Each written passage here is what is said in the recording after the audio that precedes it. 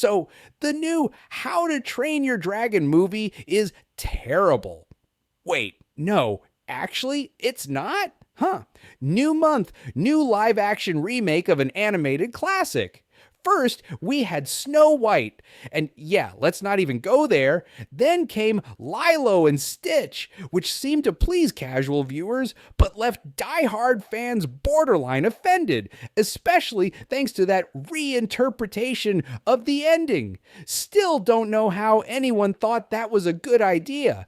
And now we're here with DreamWorks' first real attempt at a live-action remake of one of its biggest hits, How to Train Your Dragon. When I first heard about this, I was a little shocked. A remake of that? It's not even that old. 15 years, sure, but come on. The last movie in the trilogy came out just 6 years ago.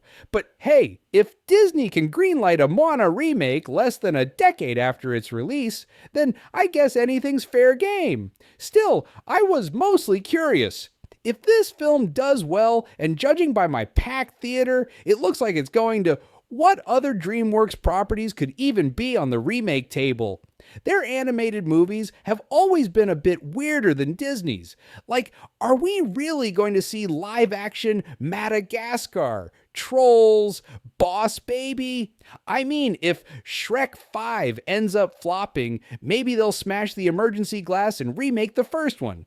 That said, here's what actually shocked me most about this How to Train Your Dragon remake. It's good, like surprisingly good.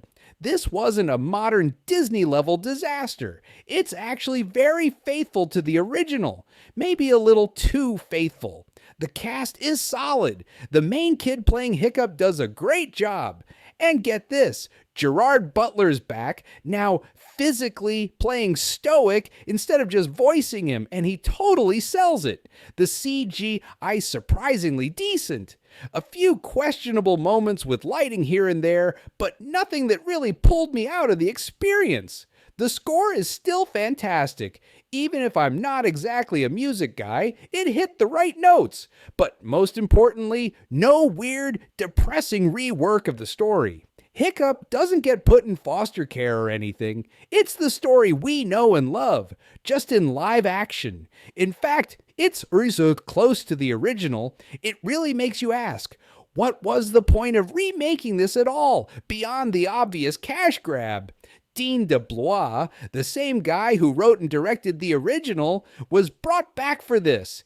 And man, talk about getting the deal of the century. He just had to Carl Pazkatroplusify the script, collect a massive paycheck, and boom, done. There was a lot of speculation pre-release about how closely this would follow the animated version, and now that it's out, yeah, it's like 90% the same, shot for shot. And I mean literally.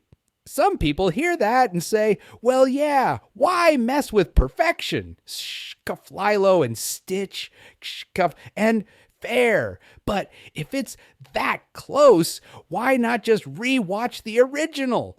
Don't get me wrong, because it sticks so closely to what already worked, it ends up being a solid movie. It's basically the exact opposite of Lilo and Stitch. That one needed the original's nostalgia to even exist. This How to Train Your Dragon remake, it actually stands on its own pretty well. Like, if a kid grows up watching this instead of the 2010 version, I wouldn't feel too bad for them. With Lilo and Stitch, though, yikes! Poor kids. Still, the original is the better film, hands down, for two main reasons. One, the pacing. Every movie nowadays has to be at least 2 hours long, apparently, so this remake added about 20 minutes. I couldn't even tell if there were actual new scenes. Some parts just felt longer, especially that final battle. Maybe it just dragged because some kid was kicking the back of my seat the whole time. Who knows? I went back and rewatched the first 30 minutes of the original afterward, and yeah, it's way snappier. Tighter edits, faster dialogue, less dead air. The remake, way more drawn out. It's not terrible or anything, but once you've seen the difference, it's hard to unsee. There's too, the animation. Live action can't replicate the same kind of performance you get from animation. It just can't. The original was expressive, fast, energetic. In live action, especially with those heavy Viking costumes, the characters move slower, more clunky. It's all just a bit less dynamic. The dragon riding scenes still try to capture that original thrill, and some of them succeed, but others get bogged down in excessive motion blur. And when the blur's gone, yikes! It's green screen central. I get it, they're not going to have real kids flying real dragons, unfortunately, but this was their chance to wow us with live action dragon flight, and they kind of flubbed it. I do see why a remake like this could be magical for a kid seeing it for the first time. And in those moments where the movie does work, it really works. But the original still holds up visually, even if its CG lighting is a little dated now. As a kid, I thought it was peak realism. Now, some scenes feel like Jimmy Neutron. There are a few other changes too, minor but worth mentioning. Hiccup isn't portrayed as nearly as much of a loser this time around. Like, the script tries, but the actor just has too strong a jawline to be believable as a total outcast. He's still the village weakling, sure, but not quite the same punching bag. And that brings me to a question I genuinely want to hear your thoughts on. Would you rather have a live-action remake of your favorite animated film that changes nothing, a near one-to-one recreation with no surprises, or a remake that takes risks, tries new things, but might mess with what made you fall in love with the story in the first place? Because I still don't know what I prefer. Maybe Lilo and Stitch scared everyone into submission. Maybe audiences just want the same movie again, slightly reskinned. Maybe nobody cares anymore. And if that's the case, then I guess this movie delivers exactly what people want. But it still kind of feels like we're handing out praise for doing the absolute bare minimum.